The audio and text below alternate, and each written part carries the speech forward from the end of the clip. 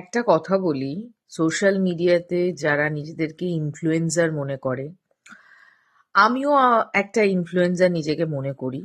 যদিও আমি ক্ষুদ্র থেকে ক্ষুদ্রতম ইনফ্লুয়েন্সার, কিন্তু আমার মনে হয় যে আপনার কথাতে বা আপনার কথা বলার স্টাইল এবং ভঙ্গিতে যদি একটা মানুষও ইনফ্লুয়েন্স হয়, তাহলে আপনি নিজেকে ইনফ্লুয়েন্সার হিসেবে দাবি করতে পারেন। আপনার যদি সোশ্যাল মিডিয়াতে কোনো অ্যাকাউন্ট নাও থাকে, কিন্তু আপনার পরিচিতি অনেক, আর আপনার দ্বারা যদি প্রভাবিত হয় বেশ কিছু মানুষ, তাহলেও আপনি আপনাকে নিজেকে ইনফ্লুয়েন্সার বলতে পারেন। কিন্তু এখনকার দিনে এইসব ভাটবোকা কন্টেন্ট ক্রিয়েটার, মানে সকালে উঠে পর কিভাবে খাবে, হাগবে, মুতবে, সেই সবগুলো দেখাবে এবং আমরা সেগুলোকে হাঁ করে গিলি, এবং তারা কোথায় কোথায় যাবে, কি কি খাবে এবং খেয়ে কি কি বিপর্যয় হবে সেইগুলো দেখাবে, এবং তাদেরকে আমরা একটা বিশাল ইনফ্লুয়েন্সারের জায়গায় বসিয়ে রেখেছি।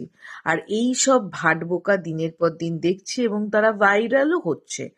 আর এই এই এদেরকে ভাইরাল হতে দেখা আমাদের নিউ জেনারেশনও ভাবছে যে আমরা লোকজনকে ইনফ্লুয়েন্স করব।